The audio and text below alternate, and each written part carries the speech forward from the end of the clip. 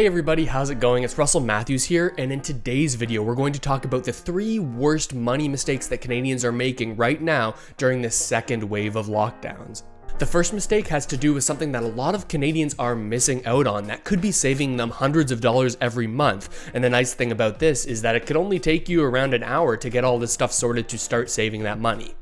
The second mistake has to do with the way people are managing the benefits that they've been getting from the Canadian government, whether it be the CERB, the CRB, the CRCB, or the CRSB. If you received any money, you're going to want to make sure you're following this advice to make sure that you're not in a worse financial position than you otherwise could have been if you made the right decisions. And the third mistake is a lot more long-term, and it has to do with what a lot of Canadians are failing to do right now that could set them up for a way more financially stable future. Because after all, that's what this channel is all about. So if you're interested in that sort of thing, make sure to hit those buttons down there, like, comment, subscribe, all that good stuff. I'm bringing financial tips just like this all the time, so you're going to want to stay tuned. But with that said, let's dive into these mistakes that I'm seeing are most common among Canadians, and let's make sure that you're not somebody who's making this mistake right now and talk about how you can solve it if you are. The first mistake that I see a lot of Canadians making is that they're not taking every single opportunity they possibly can to reduce the amount of monthly payments or the amount of money they put towards monthly payments in their day-to-day lives. It really seems like the world has changed over the past 5 years. Instead of companies wanting to sell us products that we pay a certain set amount of money for, and then we get to keep using for the duration of the time that we find the product useful, instead, now we're being forced into these subscription services so that those companies can keep getting money regularly from you, even if you're not using that product as much.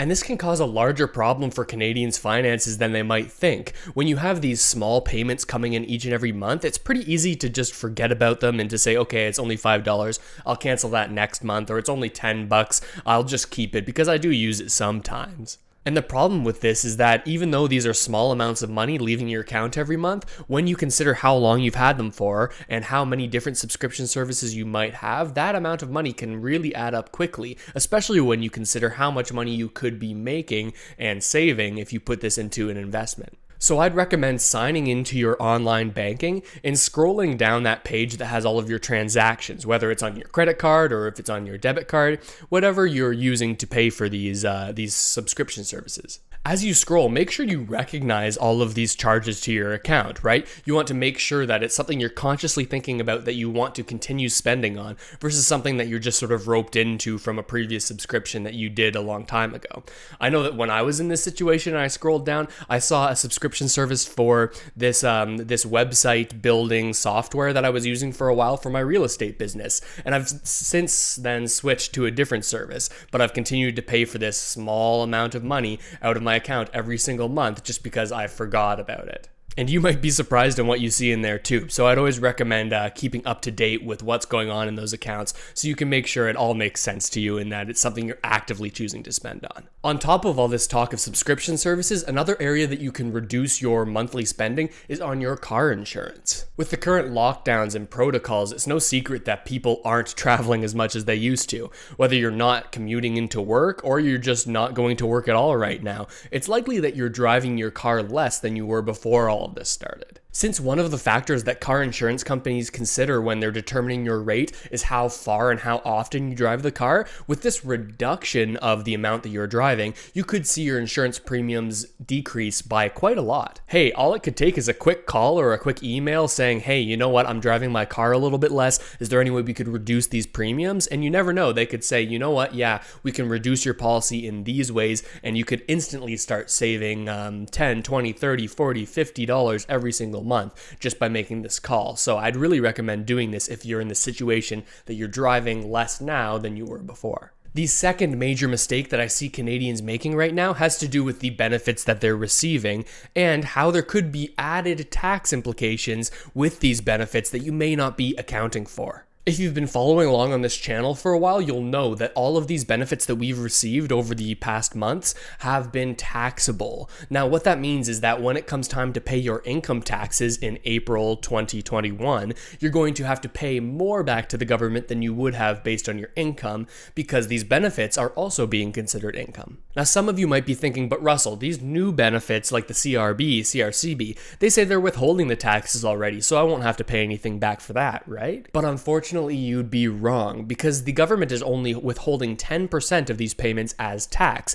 But the reality for most Canadians is that they're in a tax bracket where they're paying more than 10% tax. So they're going to have to pay the difference, or the spread, between that 10% that was already withheld and the amount that they actually have to pay based on their income tax bracket. If that was a little bit confusing, or you just want more information on exactly how you can calculate how much you're going to owe at tax time, check out the video that's down there in the description, because I made a total guide on how you can use a very easy to use calculator to determine how much you're going to have to pay when tax time comes around. The reason why I think it's so important to be prepared and to be saving enough to pay this tax bill when it comes around is not just because it's a good thing to pay your taxes on time. I'm more concerned about the fact that you could be obligated to pay interest on any money that you're not able to pay back, and this can be a huge problem for people. If you haven't previously experienced it in your life personally, you've probably heard of somebody falling behind on whether it's their student loans or their credit card loans or a line of credit. When you fall behind in making these payments and you're being charged interest,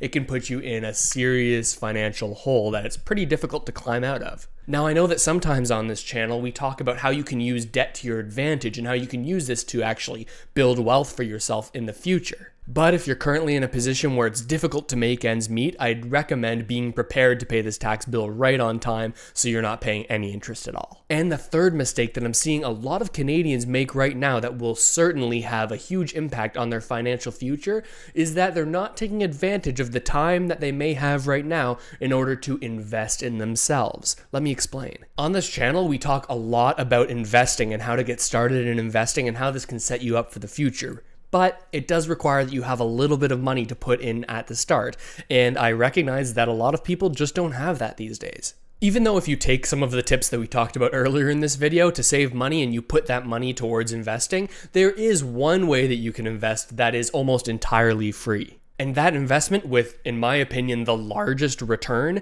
is investing in your own financial literacy, or your understanding of these financial topics and how you can use different tools and use different rules to set yourself up for the future. Learning as much as you possibly can about money and the way it works is going to give you the best chance to be successful in the long term when it comes to your financial health. And I have to say it, if you don't feel confident in this area, it's not your fault. In my opinion, this is the biggest gap in Canada's education system. We're just not teaching young people enough about how they can use their money and how they can manage it and how they can make better decisions that could impact them for the rest of their lives. But even with all the problems in that system, we have to play with the cards we're dealt. So now the responsibility lies on us to educate ourselves about this topic so that we can actually make a difference in the way that we live in the future. If you're somebody who's watching this and you're already this far in the video, chances are you're already starting to think about this, and that is a very, very good thing. There is an absolute wealth of this kind of information on YouTube. It's really an incredible platform,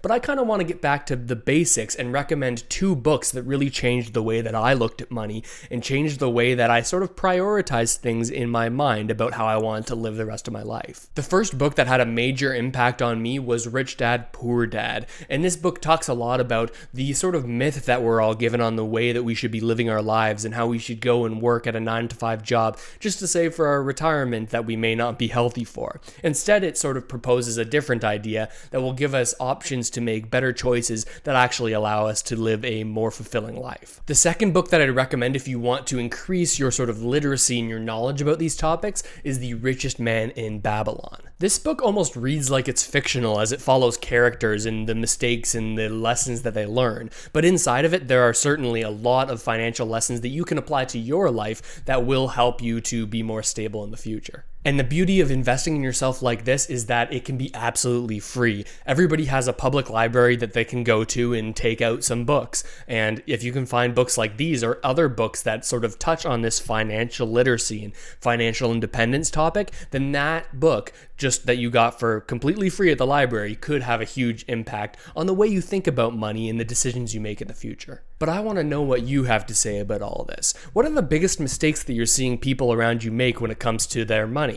Have I touched on all of them, or are there some that I've definitely missed that you really think need talking about? Let me know down in the comments below. I try to read all of these comments and I reply to as many as I possibly can. So if there's a tip or some other trick that you're thinking of that could help out Canadians, make sure to leave it down there. And of course, if you haven't already done so, make sure to hit the subscribe button and the notification bell. I'm coming out with tips and tricks like these, along with updates about Canadian benefits and anything relating to Canadians and their money, with the overall goal of helping Canadians build up their wealth so they can live a more financially stable future.